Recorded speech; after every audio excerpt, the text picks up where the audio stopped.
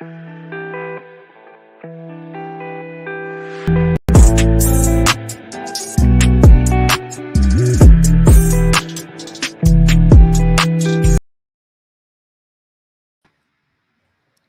afternoon, everyone. Good afternoon. You are tuning in to another episode of The Left Lens. How are you all doing this afternoon? I am joined by economist Michael Hudson, as you can see here. I am very honored to have him. How are you doing this afternoon, Michael? Pretty good. The weather's nice, sun's shining. Indeed, indeed. So we have a lot to get to. So everyone, you know what to do. Be sure to like the stream as you're coming in. Hit that share button and share it around where you can. Subscribe to this channel. And of course, if you want to support this channel, you know where to go. Go to the links in the description. Patreon.com/Danny Haiphong being the best place. But let's get right to it, Michael. I'm going to pull up. You have a new book that has recently released called The Collapse of Antiquity, Greece and Rome as Civilization's Oligarchic Turning Point. I'm going to pull up your website. Everyone can find this link in the description of this video.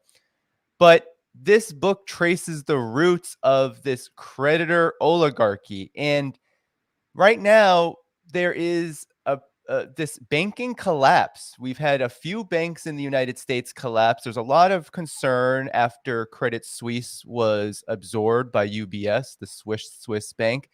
And there's a lot of worry in the financial markets among these large monopoly creditors. What is going on? How does your book help us understand how we got to this place?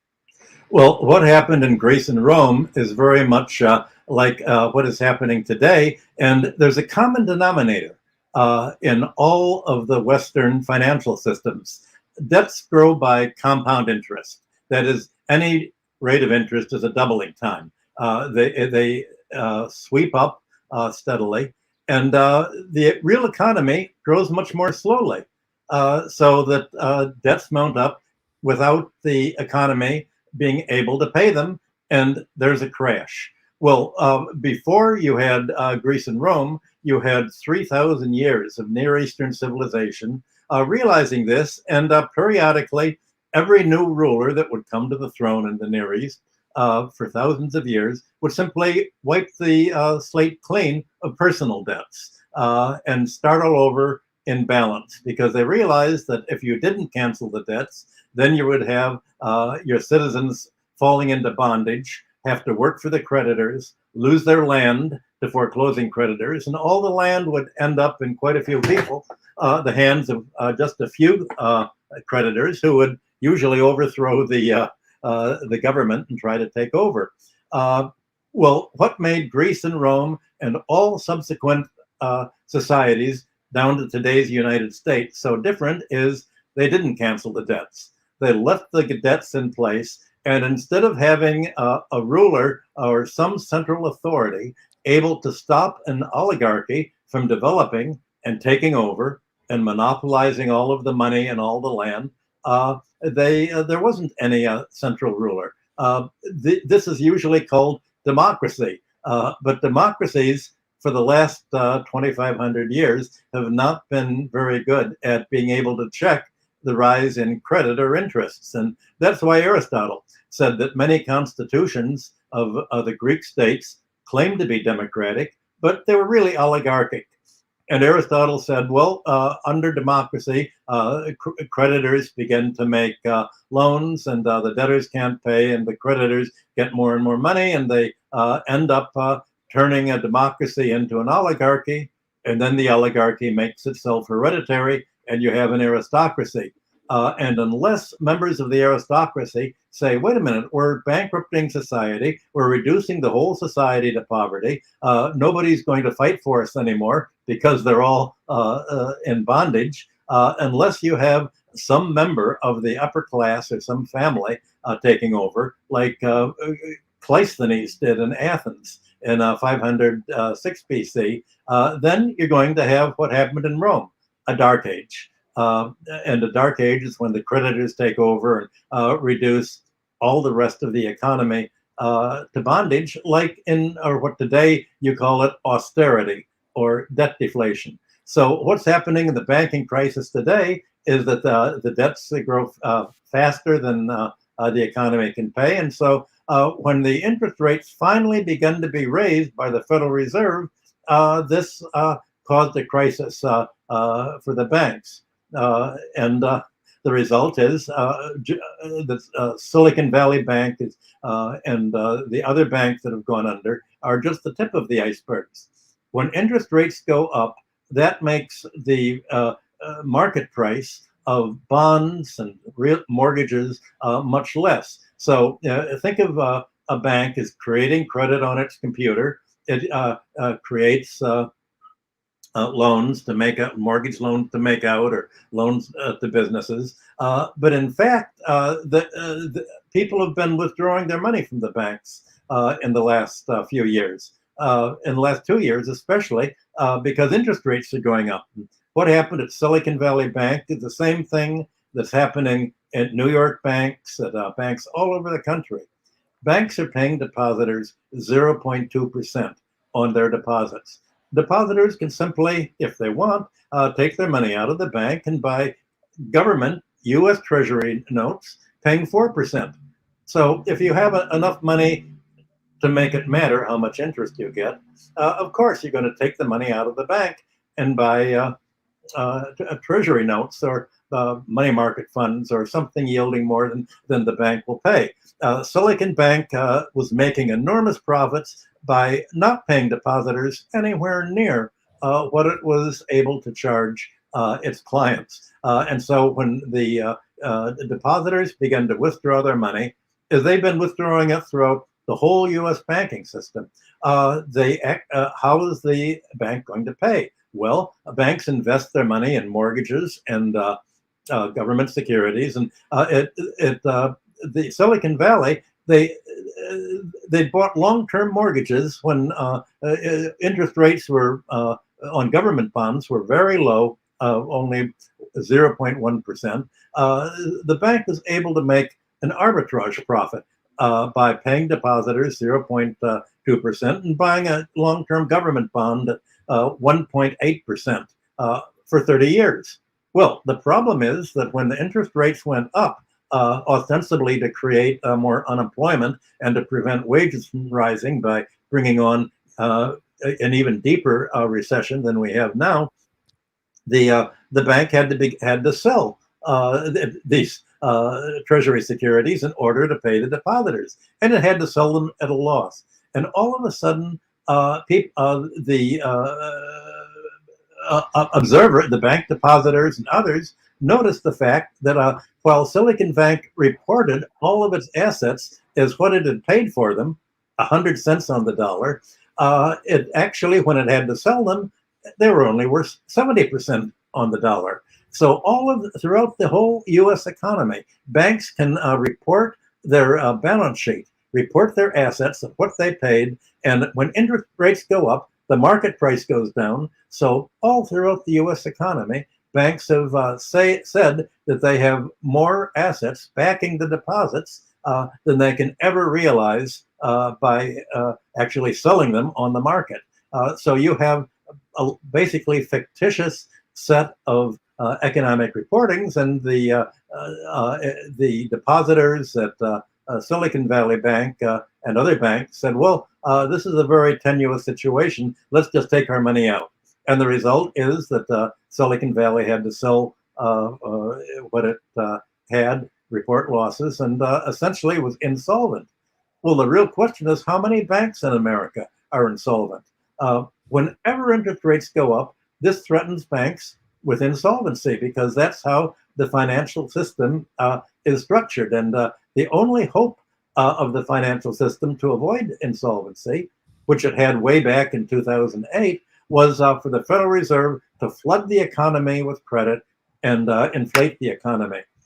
And that's what the Federal Reserve quantitative easing was all about. Low interest rates immediately raised the price of bonds, of real estate and stocks. And the Fed has said its job is to protect the banks. Its job is to protect the banks by inflating the economy inflating not the economy really, but inflating the asset markets, inflating the bond market, inflating the stock market.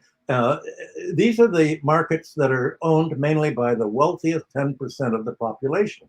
So if you look at the American economy since 2008, when the Obama depression began, wage level, real wages have been drifting downward. But the wealth of the upper 10% has gone way, way upward. And that's as a result of the inflating the capital markets by the Fed while it's trying to deflate the labor market. The Fed said we want to support stock prices by making companies more profitable. And we do that by creating a depression. So if we can throw 2 million Americans out of work, then people will be fighting for jobs, and it'll be easier for employers to prevent wages from rising. The job of the Fed is not to promote employment, but to promote unemployment, to create desperation among the workers so that they really can't keep up their wages with living standards. And we're in the same kind of slow crash that you had in Greece and Rome, and that you always have in almost any financialized economy, where all the wealth is sucked up to the top. And there's a transfer not only of income, but of property, of real estate, of stocks and bonds, of companies to the creditor class. And that's what we're having today. The creditor class in the U.S. is very much like the oligarchy in Greece and Rome, or in under feudalism, except that that class today is no longer a landlord class because rent is for paying interest, and it's a financial class, not a landlord class. And all of this, if you look at where did all of this legal system come that makes Western civilization so different from the rest of the world? Well, it's that Western civilization has a pro-creditor law that turns out to be a law that favors a minority at the top instead of trying to preserve overall economic growth, which was the objective of economic takeoffs from the Bronze Age, from Sumer, Babylonia, to the first millennium, to the Near East, to Asia, for almost every country outside of the West. So we're seeing a division between the West and the rest of the world finally today that is very much like what you had 2,000 years ago. No, I mean that's a fascinating connection, and honestly, I haven't heard many people make that connection, and it's very compelling. You mentioned the Fed, and Jerome Powell has been on record probably more times than I can count talking about this anti-labor policy that has been a reaction to, or perhaps very interconnected to, all that has transpired over the last several years leading into these bank crashes and the bank runs. Could you talk more about that policy? Why is it that the Federal Reserve is so interested in telling us that they want to lower wages, increase unemployment, despite the fact that this feels like maybe you could talk about the comparison to 2002, 2007, 2008 too. When that crisis happened, the United States government bailed those banks out and basically didn't punish them. And it was the people who were, suffering from subprime mortgages and other ills of this massive credit and debt issue. They were not bailed out. So what is happening? Why is the Fed seemingly attacking the living standards of ordinary people while the banks that are creating the problem are seemingly doing very well right now? How is the Fed doing that? Well, the problem's not only the Federal Reserve economists, it's the whole academic economic theory that's being taught today. Today's economic theory it's junk economics, basically. It imagines that the root of all inflation is labor wanting more wages. And the solution to any inflation, and in fact to any economic problem, is to pay labor less. This is the kind of junk economics that came out of the University of Chicago, the monetarist ideas of Milton Friedman, and it goes back to Austrian economics in the late 19th century. It was an anti-labor theory of how economies work to oppose to socialist theories of how economies work, and in fact to try to tell people again and again that the root of every problem is labor getting greedy and wanting to survive and wanting to protect its living standards instead of being forced further and further into debt. Well, let's look at economic reality. As I think all of your listeners know, what's certainly in the news every single week for the last year has been what really has caused the inflation.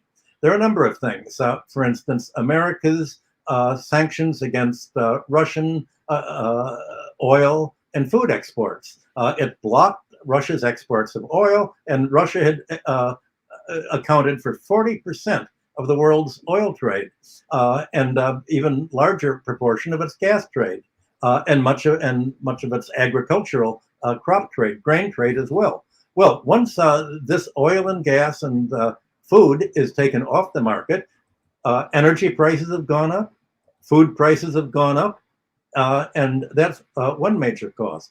Another major factor is the fact that the economy in America and Europe is becoming much more monopolized. And the monopolies have simply been raising their prices, especially the agricultural distribution monopolies that buy from the farmers and sell to the grocery stores and the other big distributors. The monopolies, really, their costs have not gone up very much, but they say, well, the Fed's talked so much about inflation being a problem that we're anticipating that inflation is going to be another 10% next year, so we're just raising the prices. So they've increased their prices way over the cost of production to make super profits. And in fact, the monopolies in the US have been making super profits, which is why the stock market has not gone down, unlike the bond and the real estate markets. And talking about real estate markets,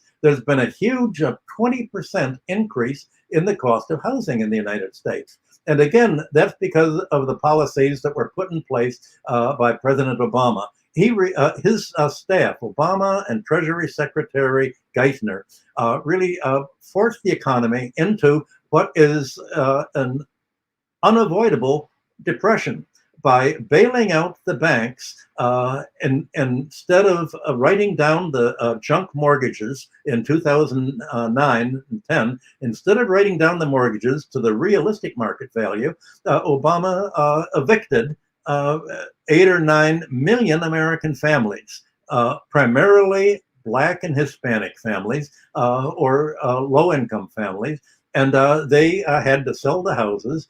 And meanwhile, the Federal Reserve was lowering interest rates, enabling private capital firms like Blackstone to come in and begin buying up all these properties, along with other capital firms that became absentee landlords.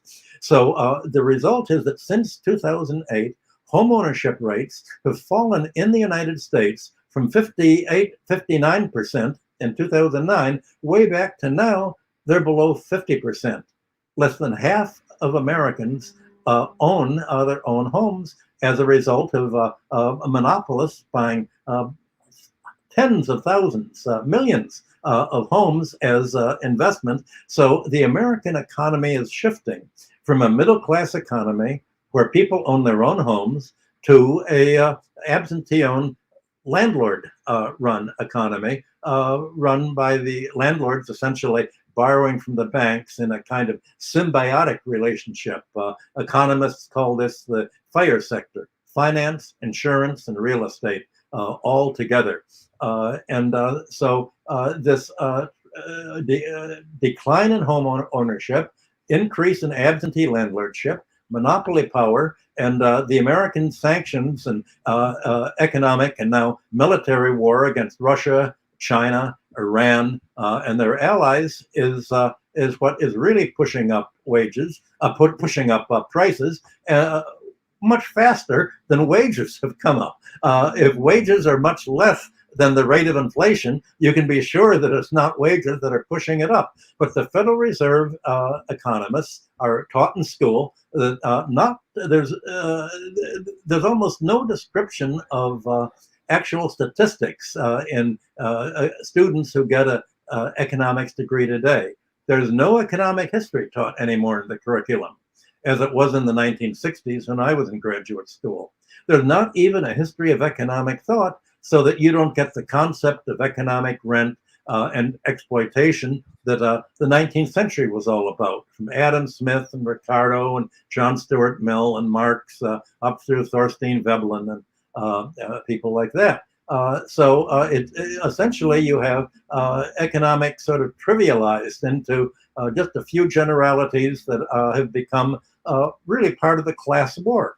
And what the banks and the 1% have discovered is if you can prevent people from knowing what is actually causing the inflation, if you can prevent them from looking at actual economic statistics, if you can get economic history and thought out of the curriculum, they're willing to believe that there's no alternative, because all they see in the mainstream media, in the New York Times, Washington Post, Wall Street Journal, all they see is the same propaganda statement. All of our problems have become labor is making too much. Well, the real problem is that labor is making so little that it's not able to buy the goods and services that it produces, because it has to pay higher mortgage costs, it has to pay higher credit card costs. This week, the Federal Reserve announced that the average credit card debt in the United States was $10,000. So the average credit card holder owes $10,000 in debt. If you pay your credit card regularly, the rate's 20%. If you if you have a late fee or you're behind, then it goes up to about 30%. All of this is counted as a growth in the GDP. The late fees that banks charge, and they make even more in late fees and penalties than they make in interest, at 20%, is called financial services in the GDP, as if the banks are providing a service of charging their cardholders a much higher interest and penalty rate. So you could say that not only are the bank statistics fictitious, but the whole GDP accounting format that counts finance and landlordship and economic rent is part of the product, even though it's unearned income. It has nothing to do with production. Even though interest and rent are charges that should be subtracted from GDP as economic overhead, they're counted as part of GDP growth. Likewise, when people get sicker under COVID, and when they have to pay higher medical costs and medical insurance, the 18% of GDP is simply the medical overhead that they have to pay, as if somehow the economy is growing when people have to pay more for their health insurance programs or when they get sick. So it's a kind of inside-out economy, and I think I went all the way through graduate school without anyone ever mentioning once how GDP statistics are actually put together, or what really is causing inflation. It was all said to be the money supply. Well, most of the money supply is supplied by banks, not by the government. The banks create credit, and they create credit to buy, mainly to buy assets already in place.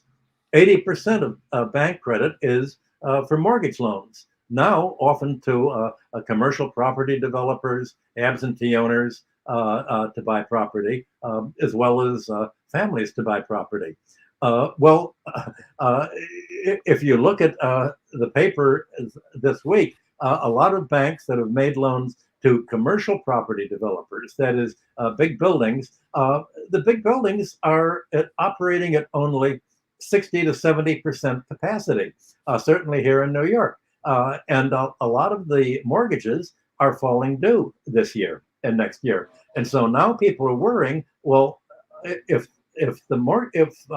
the building owners, the absentee commercial owners, are simply going to walk away from the building because they owe more on the mortgage than the property is worth, then the banks are going to be stuck with yet more assets that are worth less than they had lent out and less than they owe the depositors. So you're having a run on the bank in the United States for the last week.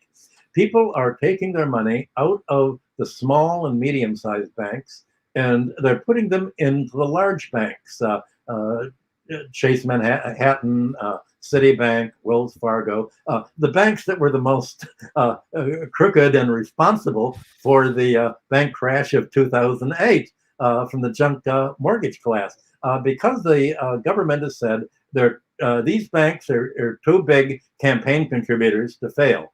That's too big to fail. If you're a big campaign contributor, you've given enough money to the heads of the Senate and House subcommittees on banking that you've got your guy in there as a lobbyist. But the too small to bail out, meaning too small a campaign contributor to care about, didn't. I'm sure none of your listeners have had a voice in who's going to be appointed to the head of the Democratic or Republican congressional committees on money and banking. And the way that the Democratic Party is organized, every committee head has to contribute a given amount of campaign money that they raise to the Democratic Party to promote its development. Well, you can imagine who are the largest contributors to the political campaigns to enable the heads of the committees to buy their chairmanship of the Senate and House committees. Well, Wall Street and the banks make sure that they give enough money to a politician who's on the banking committee, that they have their guy, whether it's oil and gas or agriculture monopolies or industrial monopolies or information technology. They will also give money to the candidates that will essentially act as lobbyists for them, and that's what politicians are in the United States today. They get elected by raising money, by finding political backers who they're willing to support their position as lobbyists in Congress. Well, Silicon Valley was one of the major mainstays of contributors to the Democratic Party. So you can imagine the Silicon Valley private capital funds that were the major depositors of over $250,000 at the Silicon Valley Bank. You can imagine that the government is going to do everything it can to serve their interests. So, of course, they were bailed out instead of wiped out, as should have been the case, and in fact would have been much better for the economy if they would have been wiped out. When you wipe out the large deposits and a bank goes under, you wipe out debt. And what America needs, and what you could say what Western civilization has needed since Greece and Rome, is the kind of debt cancellation that kept Near Eastern economies growing for thousands of years before Rome took over the West. Yeah, those are all, I mean, great points. And I think it might be appropriate now actually to move into, you sent me this great article in Speech by Sergei Lavrov last week for a Russian magazine, The Intelligence Officer. And he talks about how multipolarity is an emerging trend. And it feels like the global South, Russia being one of the major countries, are moving away from this sort of neoliberal financialization that has, I mean, you talked about $10,000 average debt, Michael, in the United States. Roughly half the country makes $30,000 per year. So when you're talking about an average debt of that much, you're talking about people really underwater. But if you could talk about what Sergei Lavrov said, why is it significant in terms of what's going on today? Because we have a lot of developments that have just broke in the last few days, 24 to 48 hours, that I feel like are very related to what he had to say. So I'll let you take it from there. Well, Lavrov actually said the exact opposite of what you described him as saying. It's not that the other countries are withdrawing from the dollar area. It's that the dollar is driving other countries out of the dollar area. It's begun by long already in 1954 by grabbing Iran's overthrowing the government. And then after the Shah fell, it grabbed Iran's savings in the United States. But most recently, a year or two ago, it grabbed all of Venezuela's savings, its gold supply in the Bank of England. But most seriously, last year, the United States said, we don't like Russia has refused to sell its oil and gas to American buyers. Therefore, we're grabbing all of its money in the West, $300 billion. And we're grabbing it because we want to bankrupt Russia. Our intention is to bankrupt Russia and divide it into 5 states so it can never sort of become a strong military country again, and especially so that it cannot support China, which we also want to divide into a few states. So it grabbed Russia's money after and threatened to cut Russia, China, and other countries off from the SWIFT electronic bank clearing system so that their banks could not relate with the United States. And it raised an iron curtain, not to contain Russia or China and Iran, but an iron curtain around Europe to prevent Europe and other English-speaking countries. We can call them, Lavrov calls them the golden billion, the white population of the world, as opposed to the Russia and which is now considered racially and ethnically non-white by the Ukrainian Nazis. Basically, it's declared economic and social war against the whole rest of the world, and is isolating it with the sanctions that you've seen against Iran, Russia, rising sanctions against China over TikTok. America has said, if China develops a new technology in the United States, we insist that it sell its technology to Americans. We have to monopolize all information technology so that now that we've deindustrialized the American economy, we can live without industry simply by monopoly rents if we control the patents of information technology and chemical patents and health patents for pharmaceuticals. Then we can just live on our patent rights as if we're landlords. And in fact, monopoly rent, patent rent, and the rents from TikTok are very much like land rents. And this was the whole point of Adam Smith and John Stuart Mill and Ricardo in the 19th century, that America wanted to be a rentier economy. So Lavrov explained that, well, we've been isolated, and he said, we made a mistake in how we looked at the West. Even though NATO continued, despite the promises in 1991 that NATO would be dismantled if Russia dismantled its military alliances. Lavrov said, we thought that we had security in the fact that we were providing gas and oil and other raw materials to Europe, and it was becoming prosperous as a result of its economic ties with us. And we thought that this mutual gain of trade was going to ensure that there wouldn't be any hostility. And he said, we were surprised that you had last week the German foreign minister, Baerbock, saying that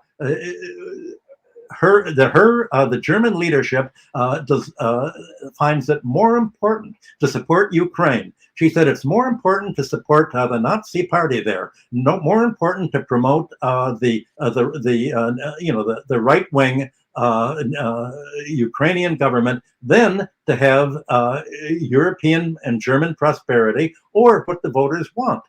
Ms. Baerbock said it doesn't matter what the voters want. We're here to support Ukraine because she didn't add that she'd been put in place and nurtured for a decade by American financed non-governmental organizations that have found opportunists like her to promote their career, promote the career of people who are willing to, once they're in office, represent American foreign policy instead of their own voters. So there's a kind of, America has pulled a color revolution at the top in Germany, Holland, uh, England, and France. You have essentially where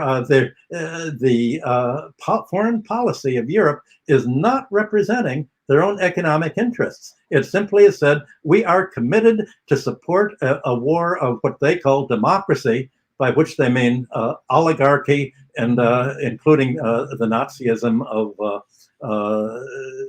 the Ukraine, against autocracy. Autocracy is any country strong enough to prevent the emergence of a creditor oligarchy, like China has prevented a creditor oligarchy, and like Putin in Russia has been able to check the kleptocrats that were sponsored by the United States in the 1990s, and to say to the kleptocrats, well, you can keep the money, but you have to support pro-Russian policies, not simply sell out your oil to American companies to take over. Oil and natural resources are Russian companies. We're not going to lose our national patrimony on that. So Lavrov wrote really a very eloquent article. I'll read you one sentence that he said was, we no longer have any illusions about converging with Europe, being accepted as part of the common European home, or creating a common space with the EU. He said, all these declarations of European capitals have turned out to be false. He said, the latest developments have clearly shown that the ramified network of mutually beneficial trade, economic and investment ties between Russia and the European Union were not a safety net. The EU did not think twice about sacrificing our energy cooperation, which was the pillar of their prosperity. We've seen that the European elites have no independence and always do what they are ordered to do in Washington, even if this results in direct damage to their own citizens. So what he explained in this article was that the mistake that Putin and the Russians made was believing it was I think a legacy of their Marxist materialist background. They thought that the politics of all countries was going to reflect the economic interests of their countries, and it did not dawn on them.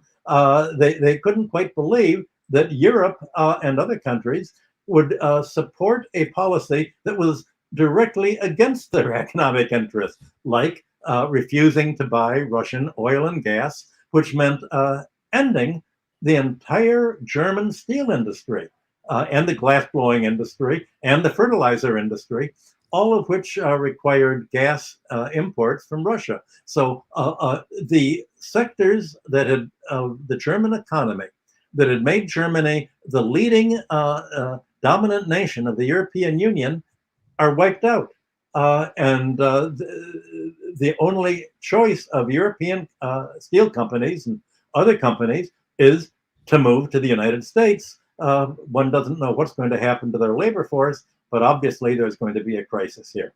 So, and you're having similar policies in Holland, in France. You're having all these countries not acting in their own economic self-interest. Well, where does that leave the materialist approach to history when you're doing something like that? It's a surprise. And Lavrov said the global majority countries, where some 85% of the world's population lives, are not willing to pull chestnuts out of the fire for their former colonial parent states. And so last week you had a big meeting between the Russians and Africa. Next month you have a big meeting of African countries in St. Petersburg, Russia. You're having countries essentially being driven out of the American empire by the American policy of trying to have all or nothing. And you could say that, well, wait a minute, American policy also isn't really helping its economy. America had been getting a free ride internationally by the dollar standard. All the money that it spent on building 780 military bases around the world, pumped dollars into the economy, into foreign central banks, and they recycled this money to the United States, largely by buying Treasury securities and just resending it back. And the Americans printed more money than it can ever afford to repay, just like a bank owes depositors more money than it can pay when it's the value of its mortgages and investments goes down. The United States, now that it's deindustrialized, has no way of paying foreign countries the dollars that the money that it's run up in their own currency. In other words, if countries said we want to take the hundreds of billions of dollars that we've invested and we want to take it back into our own currencies or into gold or into something else, America doesn't have the means to pay. And there's a recognition that this policy of building up debt has not only imposed debt deflation on the American economy, not only pushed the American economy into a chronic austerity and depression, but it's driven the whole world to pull away and use its economic benefits for itself, such as I think yesterday France announced that it was going to now buy gas and oil from China and pay in yen. You're already are having other countries denominating their trade no longer in dollars. It's not that they're withdrawing; it's that the United States has driven them away because China is afraid to get any more dollars. It's worried that since President Biden has said that we're in a 20 to 30-year war against China to decide who's going to rule the world, American democracy or Chinese autocracy, meaning efficient industrial production versus deindustrialization. Obviously, China thinks, well, we better save ourselves from having the fate that occurred to Russia. So that's what's happening. What's happening in the world, and that you're getting. I think it's Lavrov who's explained this more clearly than anyone else. You get in his speeches and those of President Putin just a feeling of disgust with the West, and they're really disgusted at having been suckered into believing that Europe was going to act in its own self-interest instead of acting as a political and economic and military colony of the United States. Yeah, indeed. And there's a lot of developments that have come out of, you mentioned France, but there's a lot of others, even just in the last 24, 40 hours to speak to. But before we get to that, could you speak maybe briefly about, you talked about Europe kind of shooting itself in the foot, going against its own economic interests, in Russia, in many countries now realizing this. But on the other hand, there's a lot of connections. Oftentimes what you'll hear is that Wall Street, the financiers, the finance capital really benefits from war.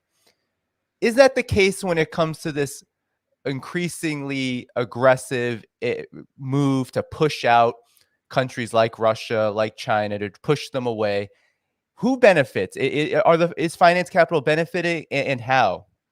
I don't think you can say finance capital benefits. It's just the opposite that's happening. It may be that banks that lend money to the major military industrial complex benefits, but finance capital would benefit much more with active world trade.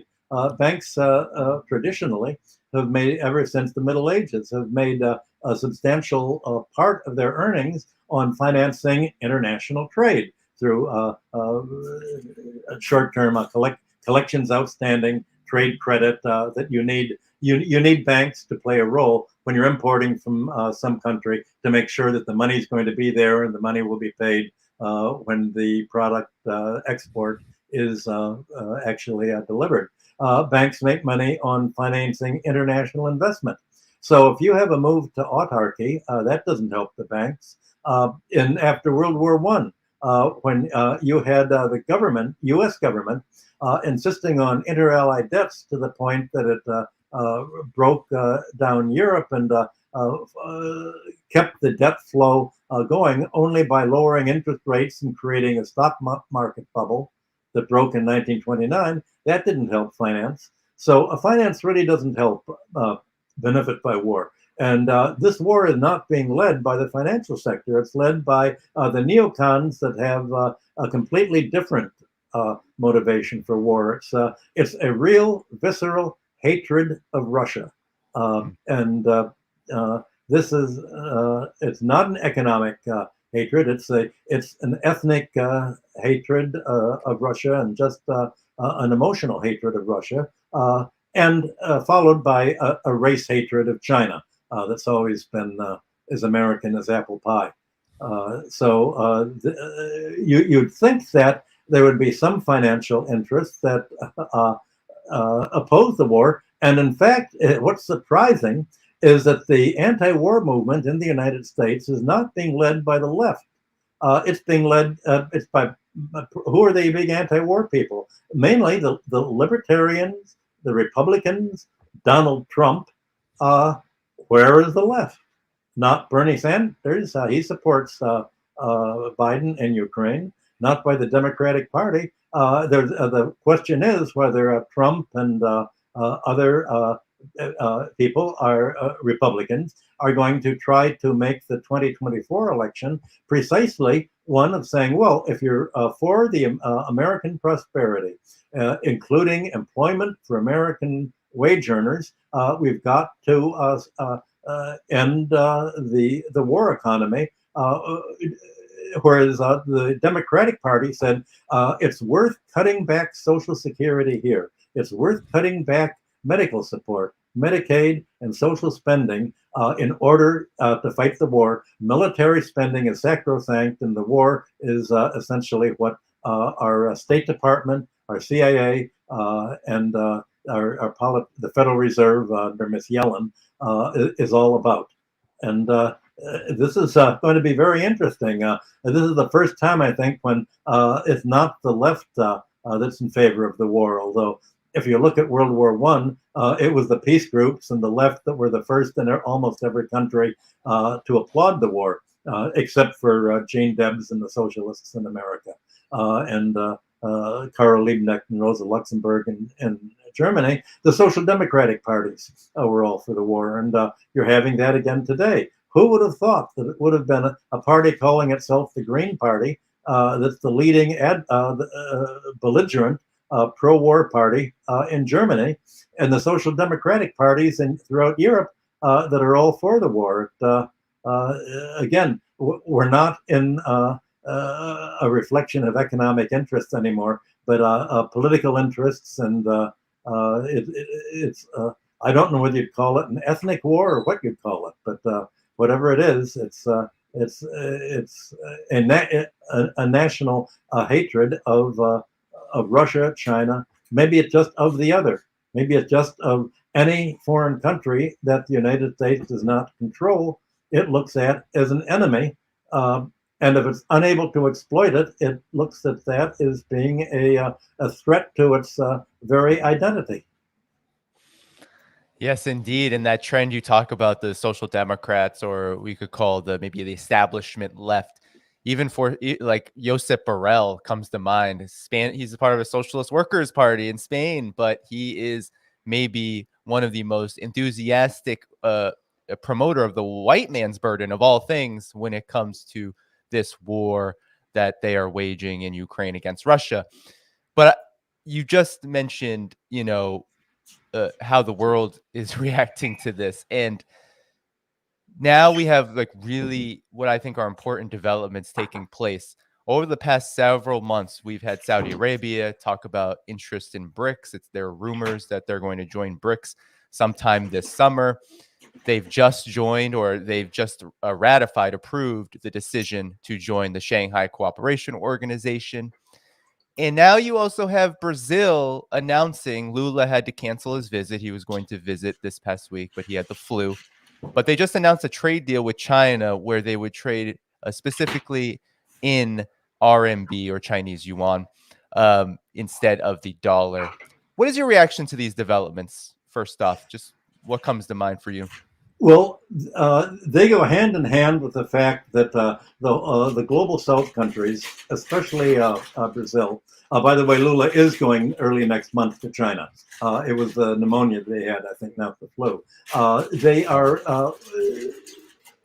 in a squeeze today, especially now that the rise in the Federal Reserve's interest rate has increased the dollar's exchange rate. All these global South countries owe very heavy dollar debts. And they can't afford to pay these dollar debts and at the same time pay more money for their imports of oil and gas and food. So what are they going to do? Are they going to go without energy and turn off the lights and restrict their diets just so that they can pay foreign creditors, or they're not going to pay the foreign debts? Well, China has been playing a very active role in Africa and other countries, offering credit for Chinese exports on much softer terms than the United States, of not foreclosing or not calling countries in default, and indeed is backing a debt write-down. Well, you can see where all this is heading at a certain point. We're not there yet, but China will say, well, you owe a lot of dollar debts that are pushing you into austerity and pushing you into reliance on the International Monetary Fund that is even more anti-labor than the Federal Reserve. You can deal with us, and we'll have our imports, and we will have a mutually beneficial trade with you on easier credit terms, and that you can afford. Just, but we realize that if you trade with us, you'll be sanctioned, just as countries that traded with Russia were sanctioned. So why don't you trade with us, 75% of the world's economy, instead of with the U.S. and Europe dollar-euro block that's only 15 to 25% of the economy. We'll take care of you, and that really is where the global fracture between the dollar bloc and other blocks are going. The Western creditors and bondholders are saying, well, wait a minute, if we're going to wind down, have a debt write-down, as occurred in the 1980s with the Brady bonds for Latin America debt write-downs, then China has to write down its debts too. But China says, well, we've organized our credit as equity. Our credit is basically, again, for building ports, for building infrastructure that we've actually put in place that's going to be earning an income for the countries. We've made productive loans. The IMF loans, the World Bank loans, and similar bondholder loans are what's called odious debt. They're debt that does not help the client countries. The debtors earn the money to pay the debt with the interest, and it's debt that was negotiated by client oligarchies that were put in power and backed by the United States. This is the case especially in Brazil, because certainly at the time I was dealing on Wall Street with Brazilian foreign debt in 1990, over 30 years ago, almost just about all of Brazil's dollar debt was owed to the domestic Brazilian oligarchy. It was Brazilians who held the dollar-denominated Brazilian government bonds. I suspect that's still the case because American and European bondholders felt burned by Brazil, Argentina, and other Latin American countries. So apart from a few vulture funds buying these debts at low prices, you have the domestic oligarchy, the domestic banking class, the financial class, the monopolist class, the old colonial class owning this debt. And since they're also the class that runs the central bank, and indeed for the government, they know they're going to pay the foreign debt because the foreign debt of Yankee dollars is paid to themselves. The Brazilian ruling class is the recipient of the Yankee dollars. So at some point, this debt crisis, certainly for countries like Brazil and I think Argentina also, are going to be involved, not necessarily a break simply with the US dollar, but with the domestic oligarchies that were client oligarchies of the United States. The oligarchies backed by the United States and overthrowing Lula years ago and replacing them with the dictator Bolsonaro, who's just returned to Brazil in the last couple of days. So you're going to have what is not only a global fracture, but it will finally be the domestic class war of socialism versus oligarchy. And that's the war that you had way back in Greece and Rome. That's why it's worthwhile seeing that all of these strains have occurred long before. They've occurred again and again. And you'd think that it would help to read a history of these strains and see what's worked out and what didn't work out. And in fact, the oligarchy almost always is won by violence. And that's been certainly the case in Brazil. I remember back in 1964, I met with Brazil's former president, I think Kubitschek, who'd just been overthrown, who told me and a few others who were with me the story and of what had happened, and just said, you have to live with it. This is America controls who's in control of Latin America. It's its backyard, and it only trusts dictators. It doesn't trust democratically elected leaders, because America is frightened that a democratically elected leader might represent the voters who elected him instead of the little U.S. embassy with envelopes stuck full of dollars and the army trained in the United States to overthrow democratic leaders. That's really the polarization dynamic that the whole world is facing today. I want to actually bring up on that point a graph, an image that I think speaks to this phenomenon. And here, a lot of people are kind of surprised about Saudi Arabia's decision to diversify. Is that the German flag? No, this is the Saudi flag, I think. But it's a set. So this only goes to 2021. But here you just see, in terms of trade volume with China, China is Saudi Arabia's largest trading partner. And here you have the United States. Over the years, since 2001, you've seen, especially since over the last 5 to 8 years, a massive shrink in trade volume between the United States and Saudi Arabia, while China has really grown in terms of its influence in terms of trade. Can you talk about, back to your point on, the changing global economy and the what's happening with the dollar, but also what you spoke about earlier in the stream with regard to finance and how things have transpired? What exactly explains how you said, the United States, it supported all these oligarchies? Many people in the West would say, well, Saudi Arabia is one of those kind of client states, but Saudi Arabia is now moving much closer and closer to China. What explains this? Why is this happening, and why is it happening right now? Well, in 1945, when the United States put the post-war economic order in place with the IMF, the World Bank, and other organizations, the United States was the leading industrial country, as well as financial country. And its control of the world gold, it actually increased its gold holdings by 1950 to 75% of the world's monetary gold. So other countries were convinced not to issue their own fiat currencies. England was committed by the United States as a debtor not to devalue sterling to make its exports competitive. Other countries, pretty much in order to have access to money to recover, to fund their own economic recovery, and to buy industrial goods that they needed, had to rely on the United States.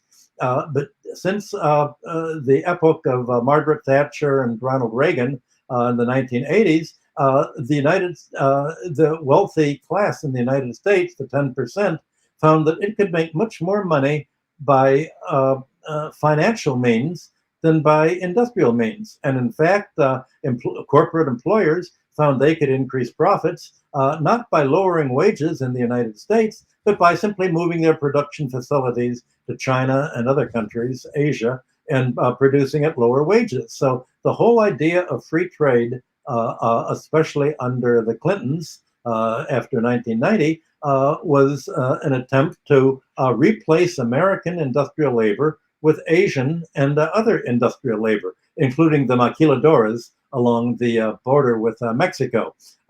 Factories put just over the border to get low-priced, non-unionized labor, Mexican labor, as opposed to American labor. So you had a decision led by the Democratic Party to replace American labor with less expensive foreign labor, and under Clinton also to deregulate the financial sector and essentially turn what was a traditional commercial banking sector into a brokerage house sector, into financial gambling on derivatives, financial stock purchases, buying and selling companies. Money was made in the by over-industrial companies, not by expanding their profits and building more factories and machinery and hiring more labor to produce more. Money was made by going to Wall Street and buying money to take over companies, break them up, turn their real estate into gentrified housing instead of commercial use or industrial use, and essentially pushing the United States into what turned out, as if by a surprise, into dependency on other countries that are actually doing the production of the world. So now you have a critical mass of countries, 85% of the world's population, 75 to 85, saying, well, wait a minute, if we're producing all of the industrial products and raw materials that make industrial products, what do we need the dollar American and European rentiers for? What do we need American credit for if we can create our own credit, just the same way America does, electronically, just print it? That's modern monetary theory. What do we need foreign landlords and foreign owners of our raw materials from? The oil companies make big messes. They don't clean up the pollution they cause. We can just take them over and run mining and oil drilling in ways that are environmentally sound. What do we really need the United States and Europe for? What is its role? Well, the United States and Europe says, well, our role is to refrain from bombing you. Our role is not to treat you like we've treated Libya and Iraq and Syria. We can offer you not bombing you like we bombed these countries. That's all we can offer. And what do you think foreign countries think of that offer? Yeah, it's a really bad one. I mean, it can get down to just that basic point there. It's really, you have the United States. That graph really kind of hits, I think, the nail on the head of that point of like, yeah, Saudi Arabia, despite how close it has been with the United States, it's not necessarily being offered more than what it's already received. And as China gains some more prominence, could you talk about actually, because China is really at the center of all of this. China is becoming the biggest trade partner for most countries in the world, Saudi Arabia included. Saudi Arabia is now making these decisions to diversify. So is Brazil, the BRICS countries, all these developments really have China at the center in a lot of ways, where the Chinese yuan is becoming increasingly important. How did this come to be? Because it wasn't too long ago where China was considered one of the poorest countries in the world. And now it's not only leading economically, but also a lot of these moves and developments have to do with diplomatic leadership and political leadership worldwide as well. Well, two things. It's not only China, it's Russia. Saudi Arabia, for years, the great, what it wanted more than anything else from the United States was arms, military arms, especially when its Sunni leadership was thinking of military war with Shiite Iran. So the one thing that Saudi Arabia did depend on United States industry for was armaments, airplanes especially. And in the last few months, Saudi Arabia has begun to buy arms from Russia.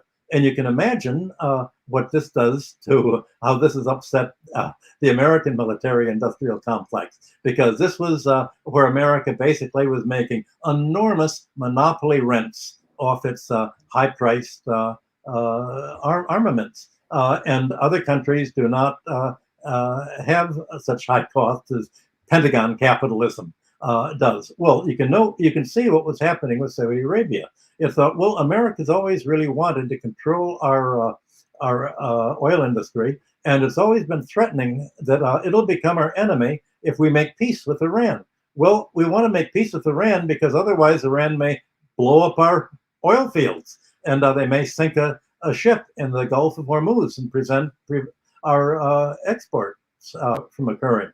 So the Saudi Arabians are deciding you never want to put all your eggs in one basket. They're diversifying, and that includes Russia.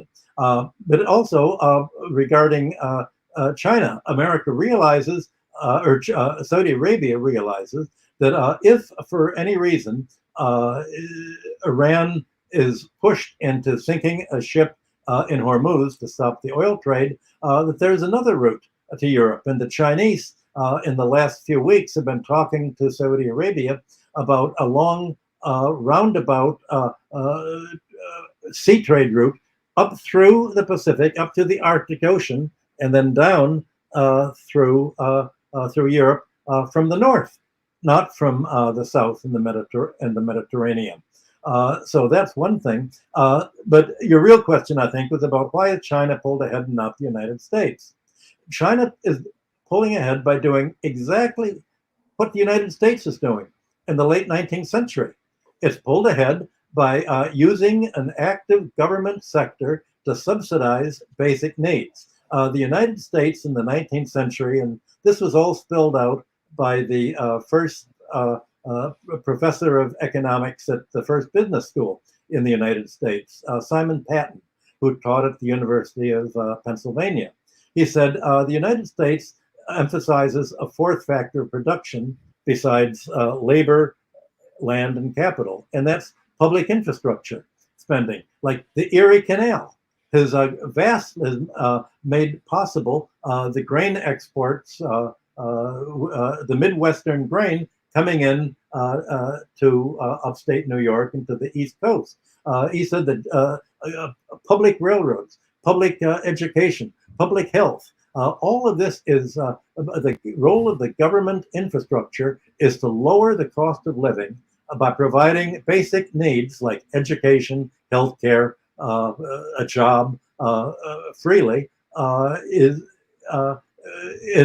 freely or at least at a subsidized cost. Well, this is what made American industry able to undersell industries that did not have as rapid as well-developed a public sector in Europe. Well, since Reagan and Thatcher privatized the public sector, now you have the public sector trying to make profits. The railroad system was privatized when the Butcher brothers of Philadelphia broke up Penn Central and separated all of the real estate from the railroad, and then sold off the real estate, leaving the railroads without real estate financing, and obviously the costs went way up. You had the privatization and carve up and breakup of the public sector in the United States. The costs went way up. That's why privatized healthcare in the United States absorbs 18% of GDP. Whereas even in conservative England in the 19th century, Benjamin Disraeli, the conservative prime minister, said, health, all is health, and wanted to provide health care. And after World War II, Britain's National Health Service was a model for the whole rest of the world. Now it's been Thatcherized, and especially under Tony Blair and the Labour Party, as usual, which has moved to the right of the conservatives, just as the Democrats are now to the right of the Republicans in the United States. Now it's all different. Well, China has kept not only kept basic infrastructure in the public domain, but it's kept the most important public utility in the public domain, banking. You have the Bank of China creating the credit. And the function of the Bank of China is not to create public credit for takeover loans, to take over companies, break them up, and reduce employment. It's to help the economy grow. It's the function of a government-controlled bank is to increase capital investment and employment and construction for housing to provide for the economy's basic needs. Well, that is what has enabled China and other countries that are following the mixed economy plan to outperform the United States. And that's what the United States says autocracy. The United States says China is an autocracy because it has public banking instead of leaving it in private hands to do to China what our banks have done to the American economy. So you can imagine how humorous, in a way, this seems. It's obviously the autocracies are socialist countries with a mixed economy where the government provides public basic needs. Democracies don't. Democracies abolish the infrastructure, privatize it, usually selling it off to American or European buyers, and say that there's no such thing as a basic human need. Land can be a commodity to make financial gains from by charging rent that people have to borrow money to buy. There's no such thing as a public need for health. Health is not a basic right. It's a monopoly opportunity for pharmaceutical companies and health insurance companies to make enormous gains. Having a job is not a public right. And losing a job is a right of the financial and corporate class to create enough unemployment to keep wages down so that profits ostensibly can go up. So basically, a democracy is a country that lives in the short run for privatized financial gains, and an autocracy takes long-run planning into account and keeps planning in the democratically elected sector, not in the hands of the financial centers such as Wall Street, Paris, the City of London, or other banking centers. That's the real split of the world, and it's not democracy versus autocracy. It's financialization versus socialized mixed economies. Yeah, indeed. All very good points. Michael, you've been so generous with your time. I have one last question about the Summit for Democracy and then two short Patreon member questions. Do you feel like you have time for those? Sure. I don't want to be rude about your time. Okay. Okay. I think, thanks. You know, the two Patreon questions are I think, well, they may not be brief answers, but, you know, you can answer as briefly as you'd like. But I wanted to ask you, because you brought up the autocracy and democracy narrative that the United States especially has been promoting. The Summit for Democracy 2.0, I guess you could say, is happening right now. Costa Rica, Zambia, and a few other countries are supposedly helping sponsor it.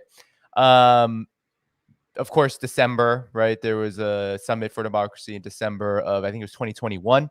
I watched it painfully. It was very early in the morning. It was one of the worst things I think I've ever seen in terms of just television and entertainment, even in just politics. It was very canned. It was very superficial, but it's all up, you know, the Summit for Democracy is really for the United States. It seems like a very important event that encapsulates something that you mentioned earlier about with the U.S. having nothing to offer. It's kind of pushing the world away. And one of the ways it's doing this is by this propaganda war. It's like a hyper intense propaganda war about the dangers of China and Russia and these so-called autocratic states versus the United States and the collective West, its allies, vassals, whatever you want to call them in the collective West. So they're pushing this hard. What's your reaction to this Summit for Democracy 2.0? How does it fit within this larger economic context that you have spoken about? Well, it's being broadcast live on Zoom as we speak today. And it's very interesting. The center point of democracy, it says, is to support the Ukrainian Nazi class. Let me quote from you what it has a document that the third paragraph of the meetings that are being held as we speak. Here's what it says: "We deplore the dire human rights and humanitarian consequences of the aggression by the Russian Federation against Ukraine, including the continuous attacks against critical infrastructure across Ukraine, with devastating consequences for civilians, and express our grave concern of the high number of civilian casualties." This is after 8 years of Ukraine bombing civilian territories in the Donbass, claiming that the Russians were subhumans. This was the Ukrainian treating the Russians as a race war, not as an ethnic war, but as a race war, as if Russians somehow were different, with Nazi insignia. The attenders of the meetings today are supposed to agree that we demand that Russia immediately, completely, and unconditionally withdraw all of its military forces from the territory of Ukraine within the internationally recognized borders, and call for a cessation of hostilities. In other words, surrender. Well, why would countries go to that? And you had it's true that India is there and Mexico is there, and but even India, Mexico, and Albania said we're not going to sign for that document. You know, we're going to come here because we want foreign aid and we don't want to be killed at one of your color revolutions in our countries. So it just this is such blatant pro-Nazi propaganda. They've defined democracy as Nazism. Well, after all, that nationalism called itself National Socialism. So you see the Orwellian rhetoric of this whole thing. The United States, it's obvious that democracy is any country that supports the United States by definition, no matter whether we're dealing with a Latin American dictator or any of the other dictators. The coup d'etat in Ukraine is a democracy. It's just a charade. And in fact, this is why I think it's important to look way back at Greece and Rome. And when that is celebrated as a democracy founding Western civilization, what they mean is the oligarchic law that was also achieved by 5 centuries of civil war and violence. Every politician urging debt cancellation and redistribution of land, ending with the Gracchi brothers and with Julius Caesar, who the Romans feared were going to cancel the debts and free the debt bondage Romans. All of this is what democracy has been able to turn into.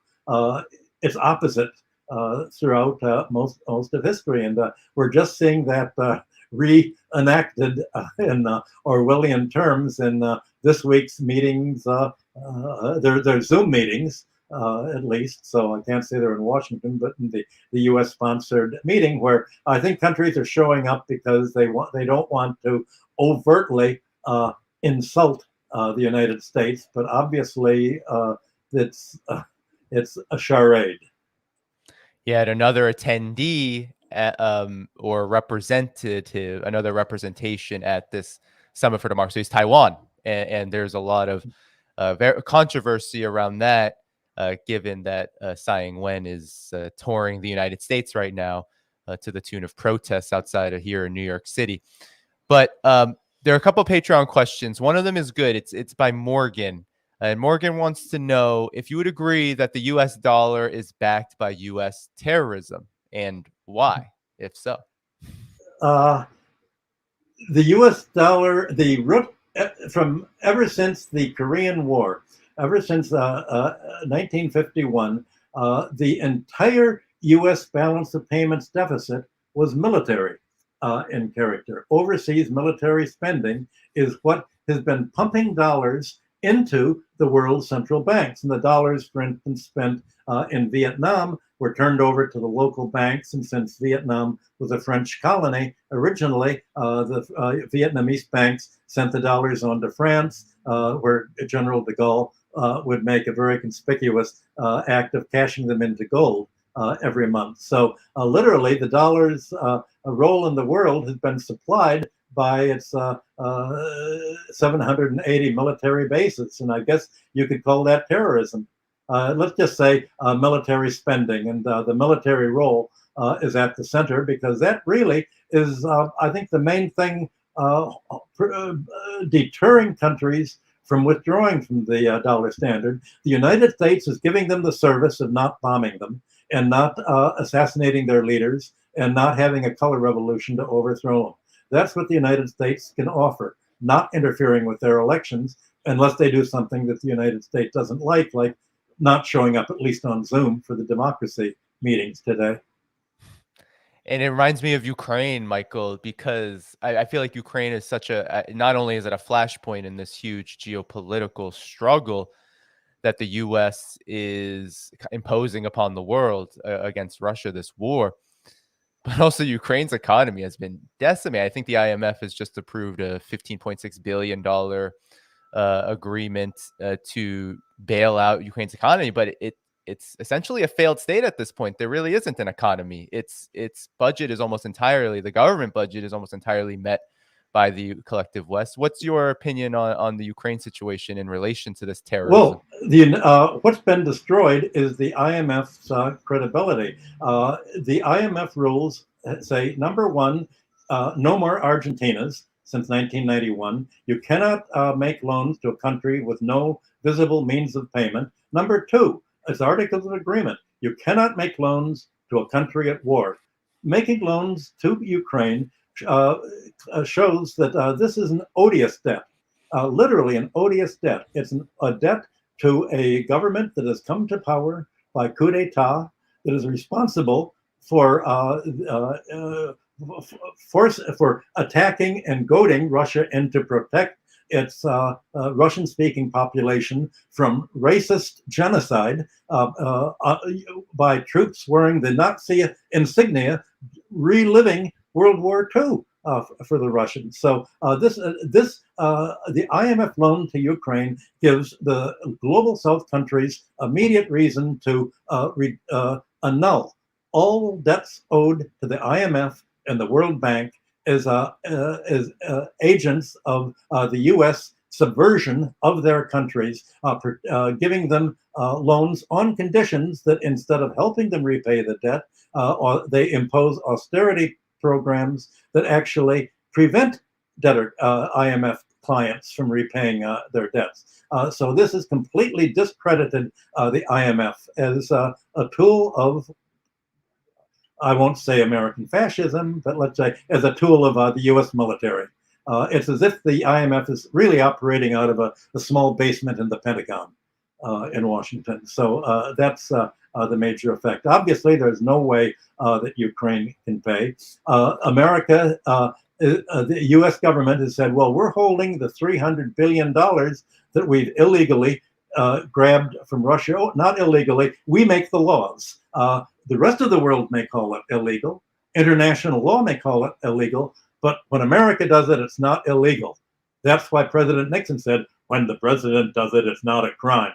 Well, when America does something against international law, it's not illegal because we are the only democracy in the world's essential country. So basically, what's going to happen? I think Russia will say, ultimately, Ukraine's going to be divided. And the eastern and southern Ukraine up through just to the west of Odessa is all going to be a part of Russia. So I think Russia will probably smile and say, well, actually, we are willing to spend $300 billion to rebuild Ukraine. We're going to build the part of Ukraine that since 2008 has been systematically bombed and attacked under attack, and now is under attack by the Ukrainians, focusing on hospitals, on public, on civilian centers. So yes, we're going to spend the 300 billion on rebuilding the Donbass, the Luhansk region, and the southern coast and Crimea. But we're going to spend the 300 billion ourselves. We don't want to have to spend it in the United States. We're going to spend it at home, and we're going to spend it in China and India and Iran, countries that are actually helping provide the construction work, the reconstruction work, and the building up of the infrastructure that will make Ukraine, eastern Ukraine and southern Ukraine, what it could have been had not the American neoliberals promoted the kleptocracy throughout the former Soviet Union in 1991. Indeed. And I think this is the perfect question to end this interview on, Michael. For those who may not be aware, Patreon members, Substack paid members, and YouTube members, and all those links are in the description, can submit questions that I will ask at a certain point with my guests during our conversations. But Sean wanted to ask, this might be a good place also where you can plug your own work, Michael, to end our conversation. He wanted to ask about if you have a published list of books that we should be reading, maybe to what he calls the relative normie, like people he may know as well as himself. Like, what should people be reading? And I think it's a good opportunity also for you to talk about your own books, because you have quite a few that I think are very critical. Well, there are not that many people writing along the lines that I'm writing. Steve Keen is writing along the lines. He's had Debunking Economics. That's a good book, and he has a Patreon website that has a lot in it. If monetary issues, the Stephanie Kelton and Randall Wray, my former colleagues at the University of Missouri in Kansas City, are worth reading. Stephanie just has a new book out. Richard Werner has written a lot of good books on economics. Dirk Bessemer and I have written a number of articles together on in academic magazines on GDP analysis and that. And there are not that many people who are really writing along the lines that I'm doing. There are other websites to follow, like Naked Capitalism is a very good site. I got some of the ideas today from Amarant's Global South website that is very good on up-to-date information about U.S. foreign policy and war. Those are good. There are a number of websites about the Russian, the war in the Ukraine.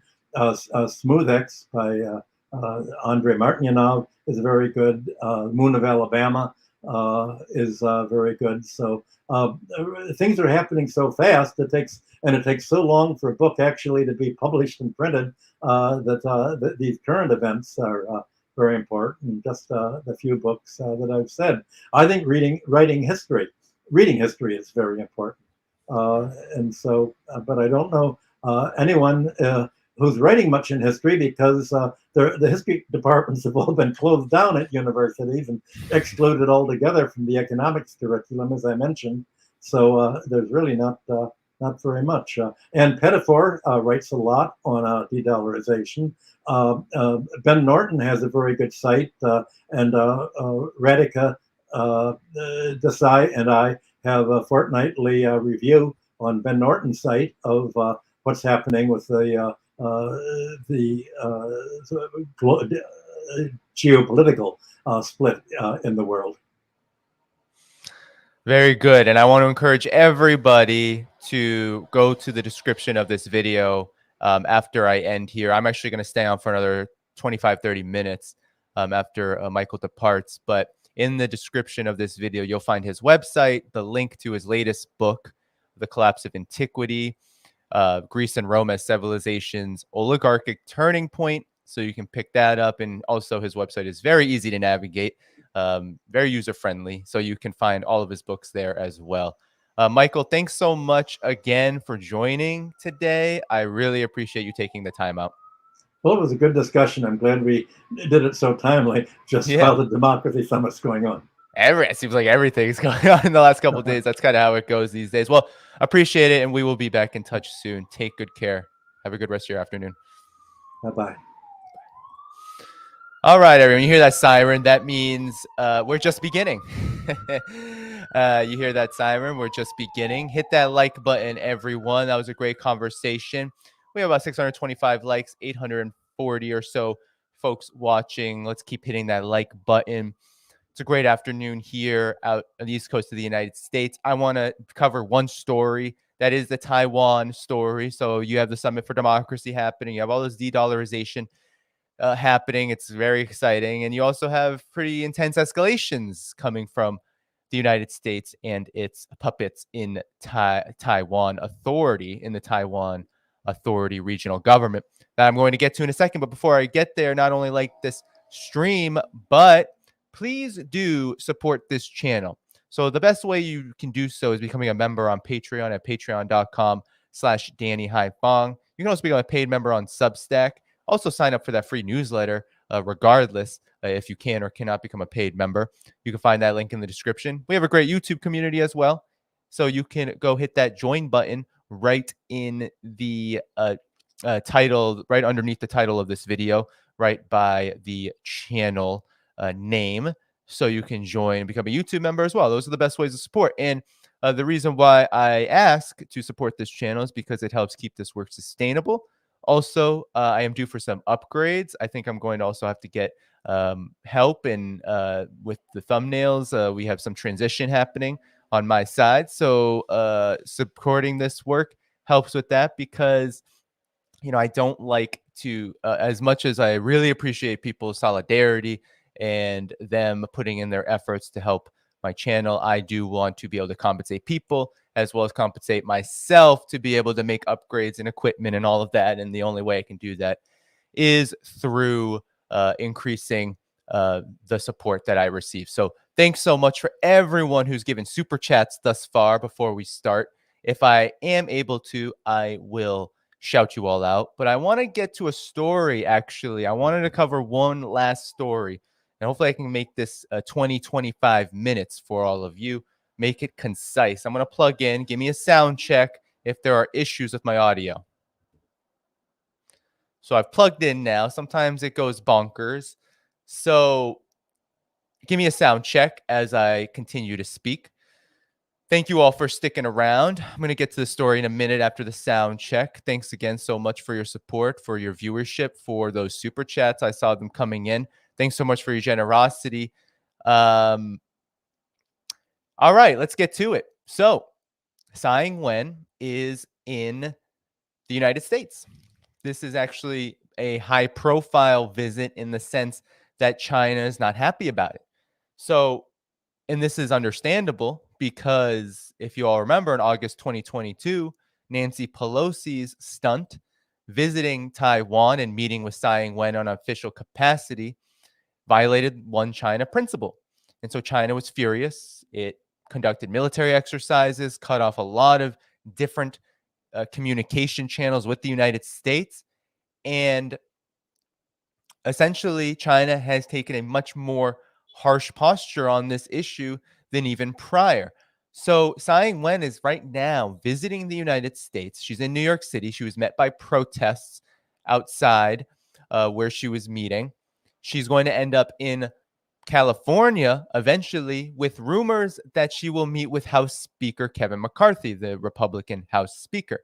And China has warned that there will be retaliation to this because they see this as equally as dangerous as what happened during the Pelosi stunt. So you have that happening right now where Tsai Ing-wen, this now completely and utterly rejected politician, she has resigned as the leader of the Democratic Progressive Party in Taiwan. And the reason why she had to resign is because her party lost the local elections in November of 2022 in a landslide. Essentially, the KMT, the Kuomintang Party, the old nationalist party, is now leading in the vast majority of localities in Taiwan's regional authority. And it is predicted that the DPP is going to suffer probably a major loss in the presidential election of January 2024. So Taiwan is once again in the news. You have the Summit for Democracy now happening. It's one of these events that is being used as a propaganda ploy to promote Taiwan independence. They are being represented there in an event where heads of state, right? And the key word is state here. Heads of state were invited. Taiwan has representation there. China has also rebuked at that. But I want to cover this story because China is offering a stern warning to the United States and to President Tsai Ing-wen in Taiwan. And she's dismissing it as she travels around the United States, acting as if she has the authority to do so as a head of state, right? So this is all really dangerous because the One China principle codifies the fact that Taiwan is a part of China, and a recognition of Taiwan independence is really the red line for China that will spark a war. That is when you will have China step in militarily. So the fact that she is doing this and she is rejecting what China is saying just goes to show how committed she is to the US's agenda for Taiwan, which is to spark a war against China. So Tsai Ing-wen has begun a 10-day trip, which will be the United States and Latin America, after vowing that the self-governing island will continue to engage with countries around the world and won't be cowed by Chinese threats of retaliation. External pressure, she said, will not hinder our determination to go to the world. We are calm and confident. We neither yield nor provoke. Mind you, just by doing this, it's a provocation. She's trying to say that she's not provoking anything by just heading over there and being calm, heading over to the United States and being calm, but in fact, she is provoking conflict here. Tsai made her comments after spokesperson for Beijing's Taiwan Affairs Office, Zhu Fenglian, warned that the visit would escalate tensions between China and its breakaway province if the Taiwanese leader met with U.S. officials during her travels. Quote, if she has contact with U.S. House Speaker Kevin McCarthy, it will be another provocation that seriously violates the One China principle, harms China's sovereignty and territorial integrity, and destroys peace and stability in the Taiwan Strait. We firmly oppose this, and we definitely take measures to resolutely fight back, end quote. The Taiwanese president, or Taiwan's president, will reportedly also travel to Belize and Guatemala after making her first stop in New York.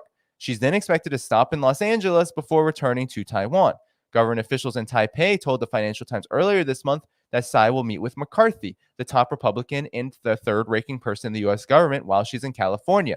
Taiwan will firmly walk on the road of freedom and democracy and go into the world, Tsai said on Wednesday. Although this road is rough, Taiwan is not alone. Well, in fact, Taiwan is kind of alone. Taiwan is Honduras has just recognized Beijing, has just recognized the mainland China as the rightful representative, as does 95% of the world's countries. Only a very small number of countries, Honduras being one of them at a time. Nicaragua recently also has cut ties with Taiwan, quote unquote, diplomatically. Taiwan is becoming more and more isolated because the world is recognizing UN Resolution 2758. It's also recognizing the US and China's joint communiques as being documents that codify this principle. I mean, it's international law. It's also a part of US and Chinese diplomatic policy. But the United States, of course, is in denial of this. So only Belize and Guatemala are 13 countries of the 13 countries. So Belize and Guatemala are among only 13 countries in the world that recognize Taiwan as a separate nation, have full diplomatic relations with the island. Another Latin American country, Honduras, served diplomatic relations with Taiwan this week so it could establish ties with mainland China. So a bit of a correction here. Belize and Guatemala, even though these countries have diplomatic relations, these 13 countries, they don't recognize Taiwan as an independent country. They recognize the Republic of China government as the government of China. So a little bit of history here. Up until 1971, so 1949 to 1971, 1949 being the revolution in China, which created New China. That development led to the KMT party, which recently swept elections locally in Taiwan. That party fled to what was Formosa, then called Taiwan, specifically fled there and governed there. And it was a very brutal governance system, by the way, brutal. But up until 1971, most countries in the world, because of U.S. pressure, recognized the Republic of China, which is what the KMT established as and called itself, even before the 1949 revolution. The Republic of China was considered the rightful government under international law of all of China, governing from Taiwan. That was because of U.S. pressure and sanctions on the mainland.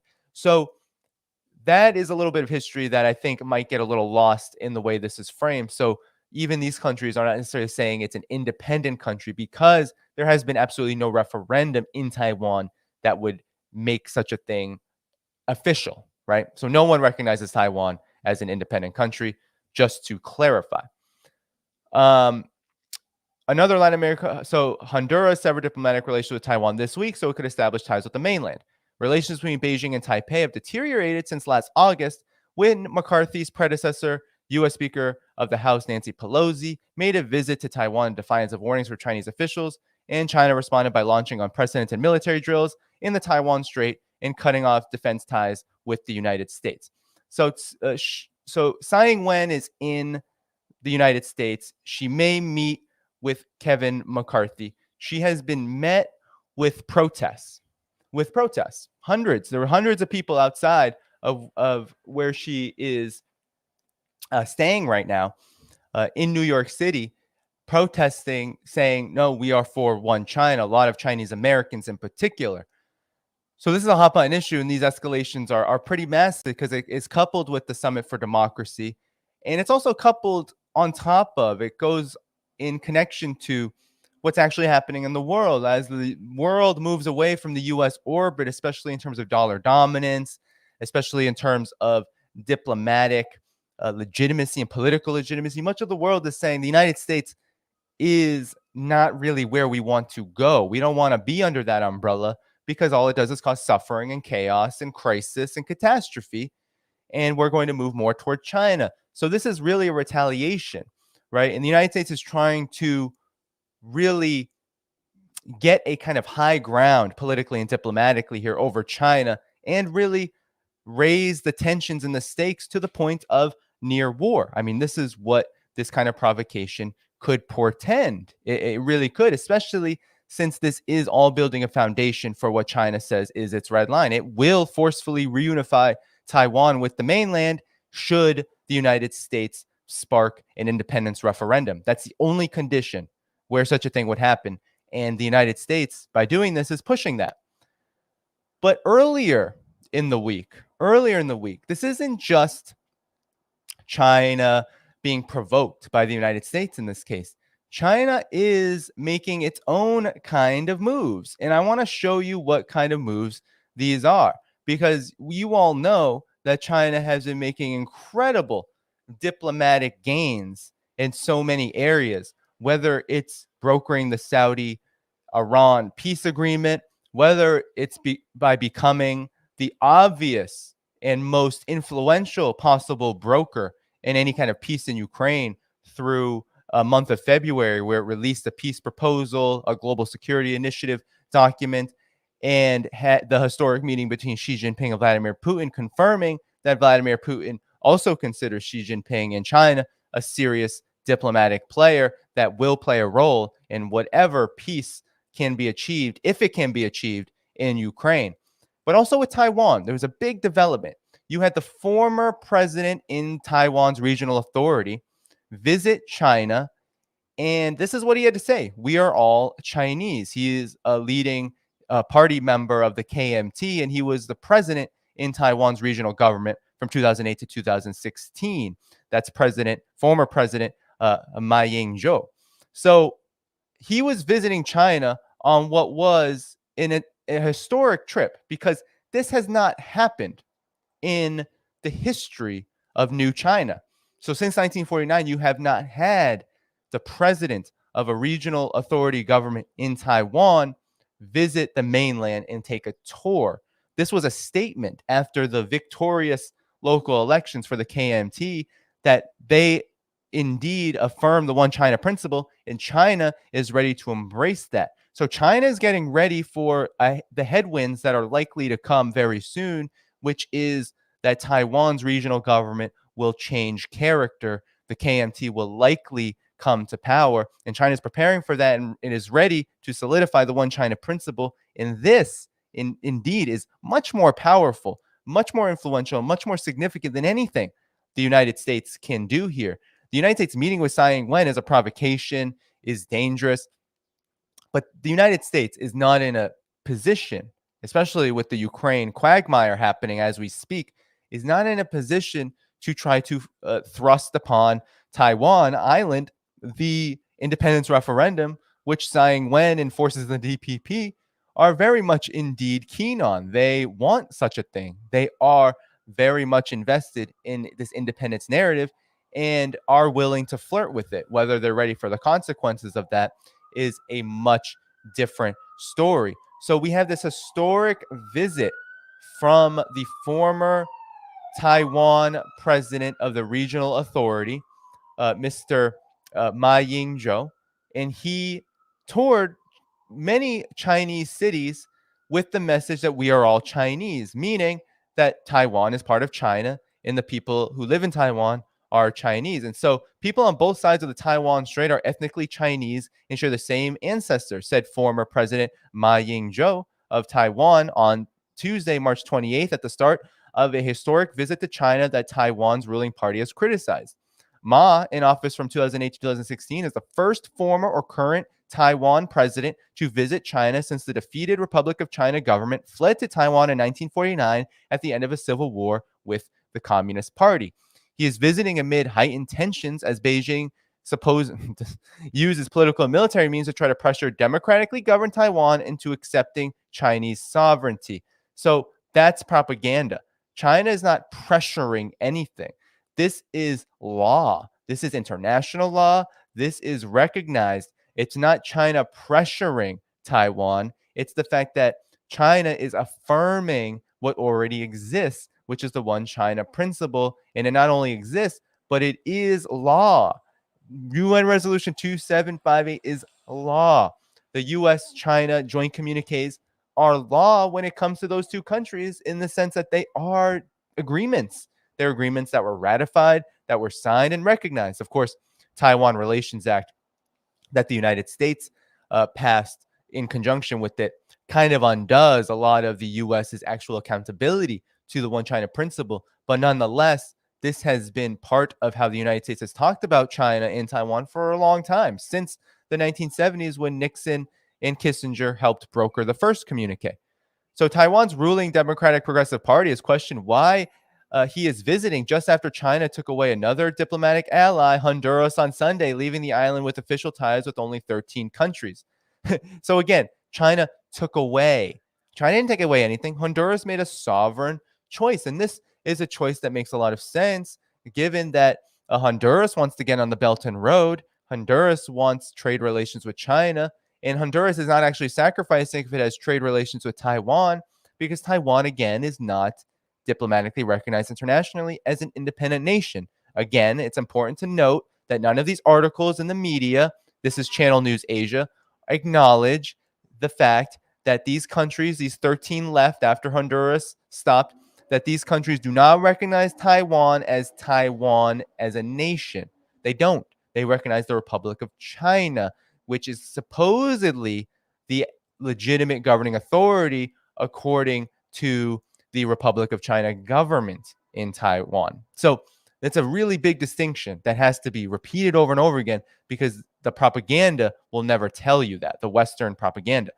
In comments in the eastern Chinese city of Nanjing at the Sun Yat-sen Mausoleum, where the man celebrated for overthrowing the last Chinese emperor in 1911 and ushering a republic is buried, Ma praised Sun's contributions. People on both sides of the Taiwan Strait are Chinese people and are both descendants of the Yan and Yellow emperors, Ma said in comments provided by his office.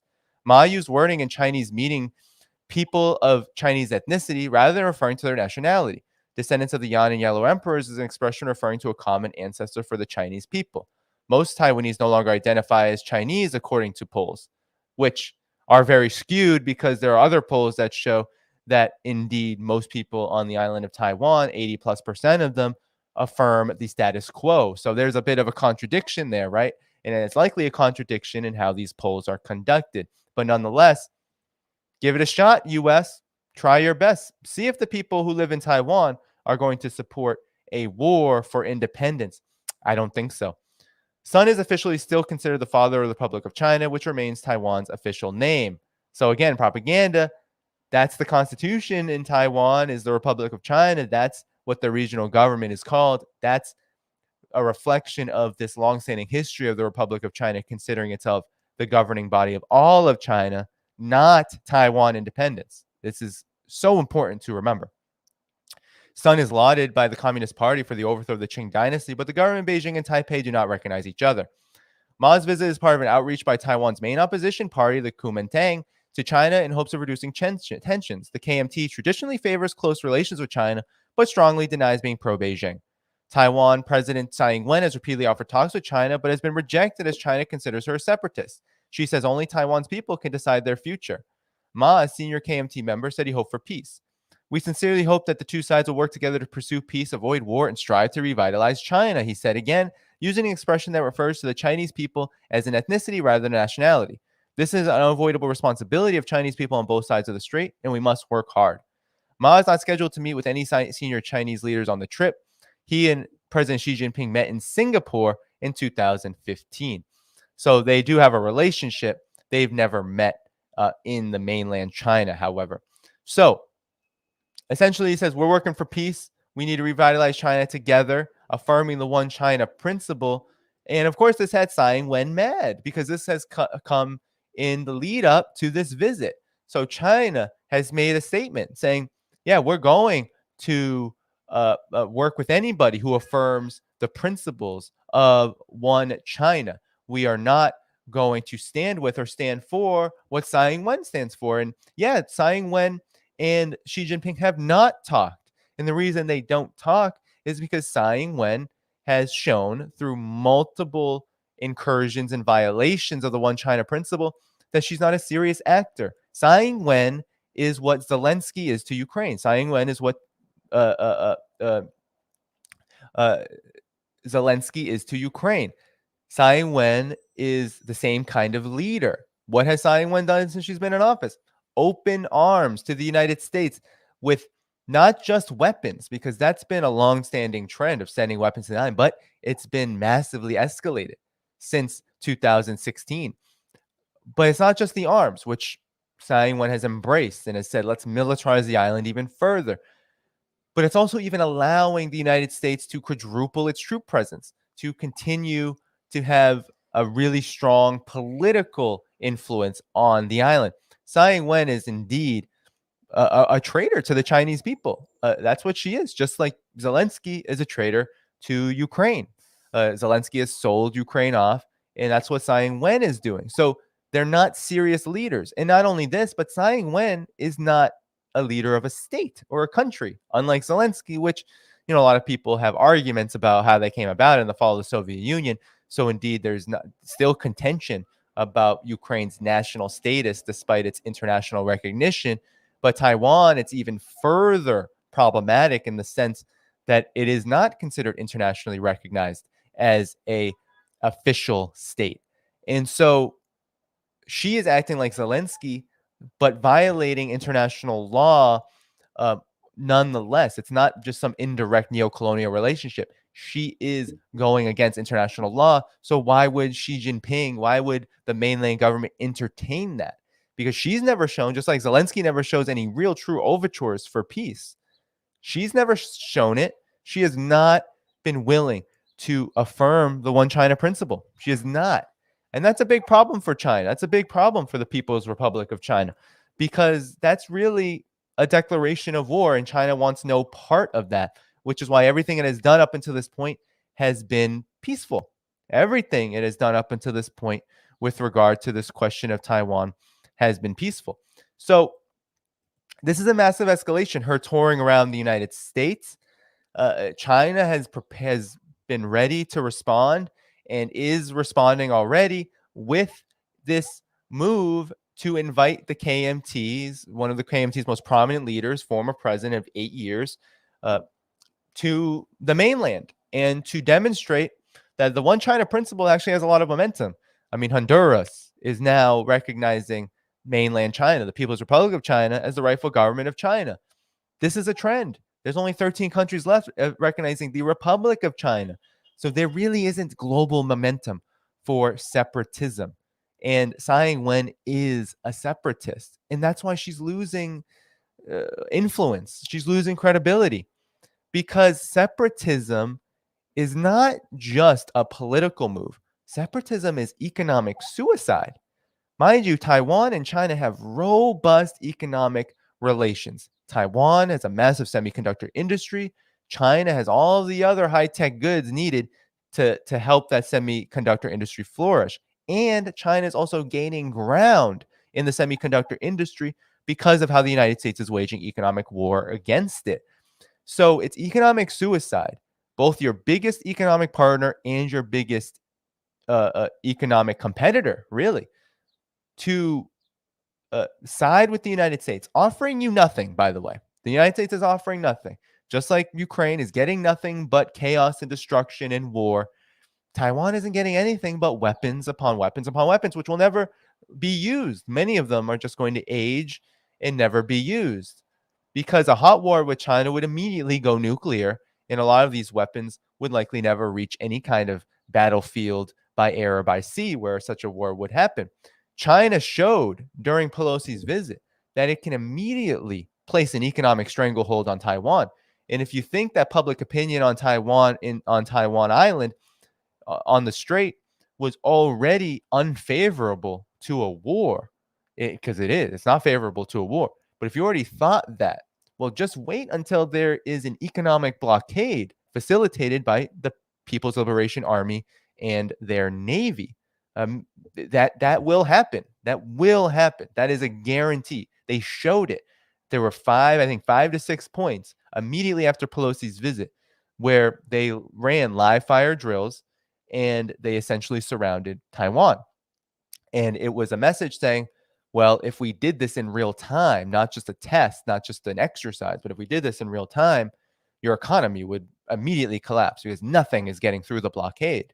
And so Taiwan would essentially, be helpless. And then you would have forced reunification.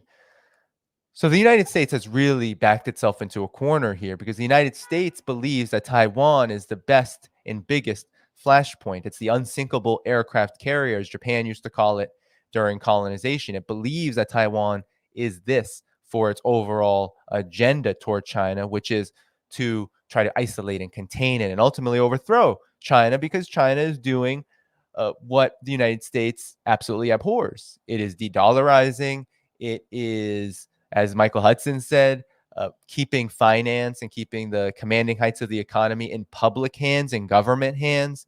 It's creating an economy that benefits the people. It's integrating with the world in a manner that means that its economic influence will not just be in how big China is economically as the biggest economic system in the world and the biggest economy in GDP terms in the world very soon, but it's also going to be the most influential with trade partnerships and initiatives like the Belt and Road, like Shanghai Cooperation Organization, like the BRICS, all of which it maintains a leadership role over, and all of which have attracted immense interest from the global South, to the point where China is the biggest trading partner for most countries in the world, but its handlings and dealings in the global South are only increasing in Africa, Asia, Latin America, the Caribbean, etc.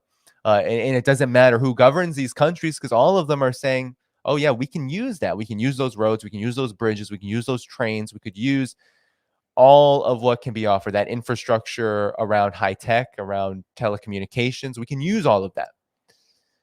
And so the United States is lashing back out at China, saying, well, we'll try to isolate you through Taiwan, and we'll risk nuclear proliferation in the process. And we'll do it not just with around Taiwan. We'll form AUKUS. We will create these military alliances and so-called political alliances to try to isolate and contain. They won't really have much teeth to them in the sense that they don't offer very much, right? When is Australia getting those nuclear submarines? I don't know, 2 generations from now? But it just shows what the United States' agenda is. It's to build up to war with China. And you have top officials, right? In the United States' military apparatus talking about war with China very openly. And so this visit from Tsai Ing-wen, this visit to the United States, if she meets with Kevin McCarthy, expect China to take very similar measures.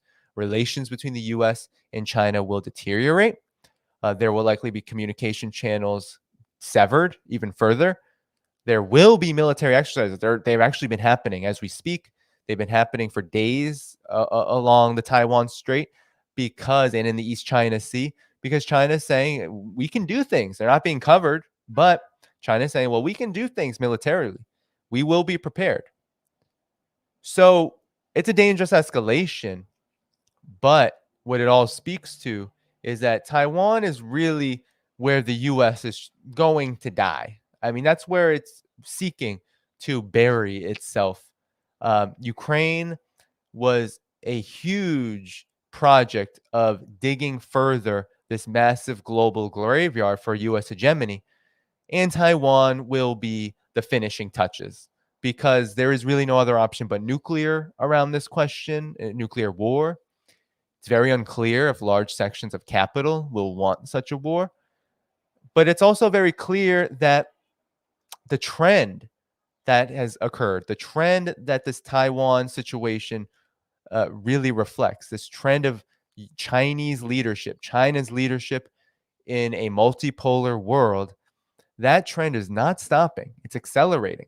And China's legitimacy is only growing, as the Honduras development really shows us. So that's really it for Taiwan. I mean, this is really a failed effort from the beginning, but the escalations keep on coming, and we can expect them to keep on coming for months and years to come, so long as there isn't significant political shifts on the island of Taiwan, which may be coming in the United States, unlikely to be coming anytime soon.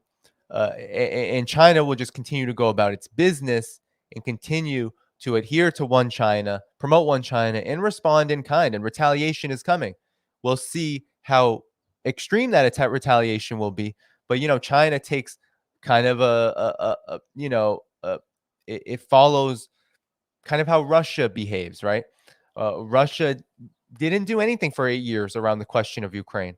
And then when the straw that broke the camel's back occurred, right? When there were massive escalations in the Donbass, when the United States and NATO rejected any kind of semblance of respecting a ceasefire and Russia's security interests, then Russia intervened. The same will happen with Taiwan, in the sense that China's watching and investigating and researching. Just when will the United States also try to flirt with the red line, and that being a referendum for independence? Unclear. Doesn't seem like it's going to happen now or in the near future, but it's an election season in the United States coming up, and Taiwan as well. So in 2024, January, Taiwan will have elections, and then you'll also have presidential elections in November of next year. And there will be massive propaganda, massive moves by both political parties to try to look tough on China. And President Biden and the neocons happen to be in power. And that means there could be more escalations, because there's nothing that the United States likes to do more than to instigate and proliferate conflict in order to serve political ends. That is as American as apple pie. So we're all going to have to keep our eye out on this development. So that's all for the story for today about Taiwan. We're now over 2 hours here.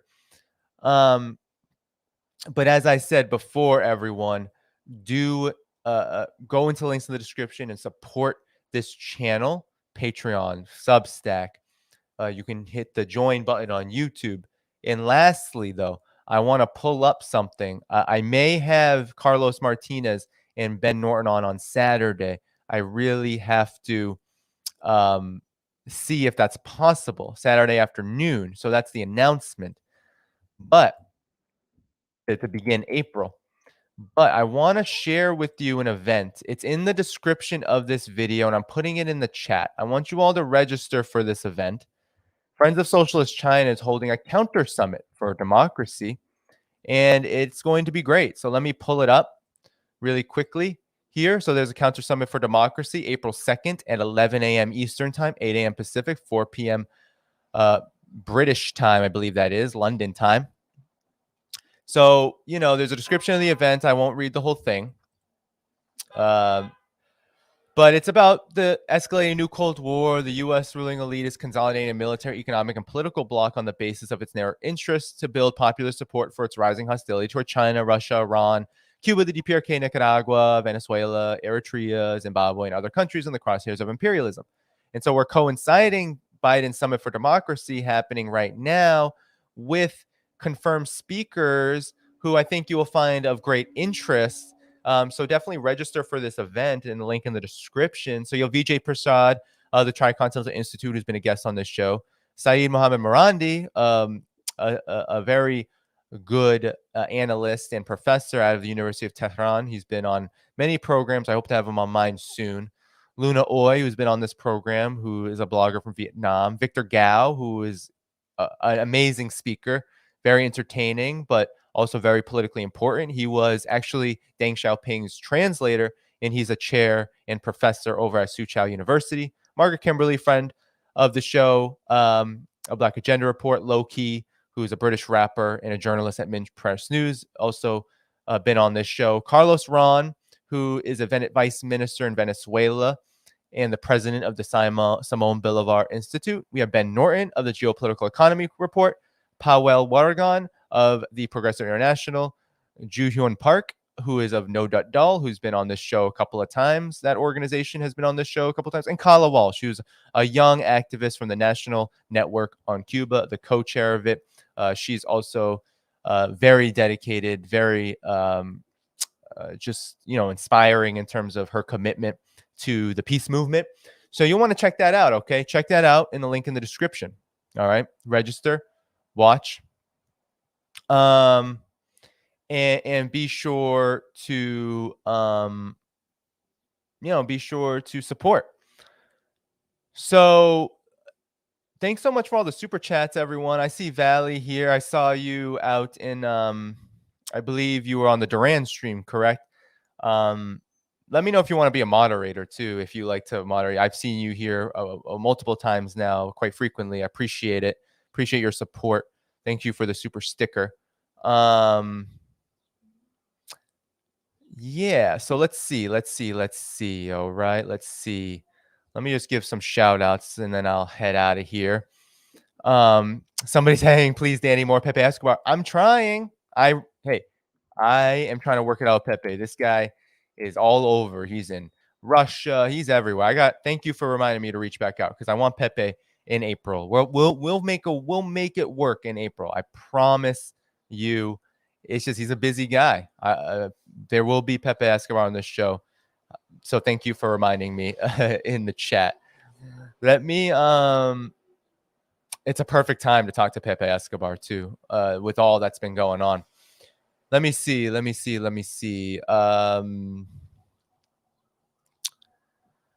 else? So that's another thing. You become a paid member on Patreon and on Substack or on YouTube. You can suggest guests. You can send me guest suggestions and also ask the questions. There's a lot of ways you can plug in and help contribute. Jeez, these sirens today, right? It's ridiculous. So Rob, thanks so much for the super chat. Appreciate the mention of me. I try with Michael and most guests. It depends on the guest. Sometimes I'm more conversational, but with Michael, I try to give him. He usually has something he's coming out with too because he's so prolific. So I try to give him most of the time. Some people like more half and half, but I try to just give most of the time. Thank you so much for the super chat. Let's see. All right. We're moving and shaking here. Thanks to all the moderators too. Thanks for all the moderators. Let's see.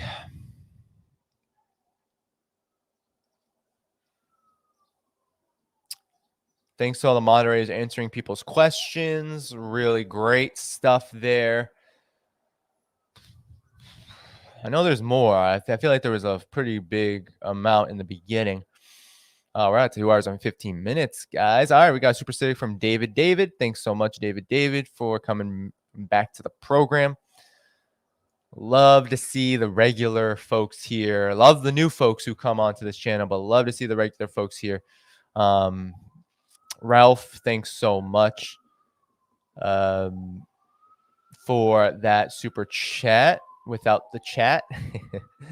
Let's see. Anything else here? Yes, we have another super chat without a chat. Ari, thanks so much. Not that it is not mandatory to say anything in your super chats, but thanks so much, Vilma, for your super sticker. That's really generous. Let's see. And thank you so much to the moderators again for putting out there that on Substack there's free notifications, Telegram, t.me/Danny Haifong. Get on there so you get notified, because I noticed today, thanks again, David, noticed today that the notifications were very poor. And that's been happening on my clipped videos too. We get statistics and numbers, and you can see how the notifications are very low in number, like the number of viewers you get from them.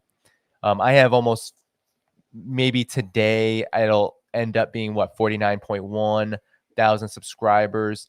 In terms of notifications, it can just be in the hundreds of viewers. So when you think about that ratio, pretty poor, right? That's kind of the story. The YouTube really loves to rely on its algorithm, and that algorithm is totally rigged. So Michael Hudson is the most reasonable economist. The best, says David. What a great, thank you so much. You've been so generous today. That was a really generous contribution. David Falconer says, Professor Hudson makes everything so clear. Thanks so much for that super chat. I think there's a few others, or maybe not, but let me continue to go up.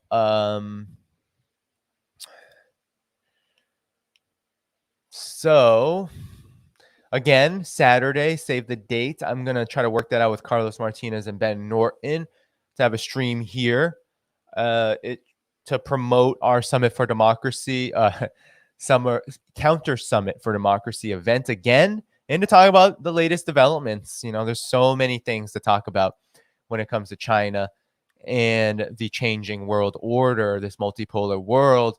It's been a whirlwind of the last few days. Sometimes, I wasn't live for a while because I was like, well, you know, I could do a stream, Ukraine update, that kind of thing, but I was like, no, you know, I want to talk about something new, and lo and behold, you know, I got Michael Hudson on, and boom, a few very important developments. So John says the people's victory is inevitable as a rising sun. Cosmic law. It can't be too easy, nor can it be too difficult. Keep fighting. The best is yet to come.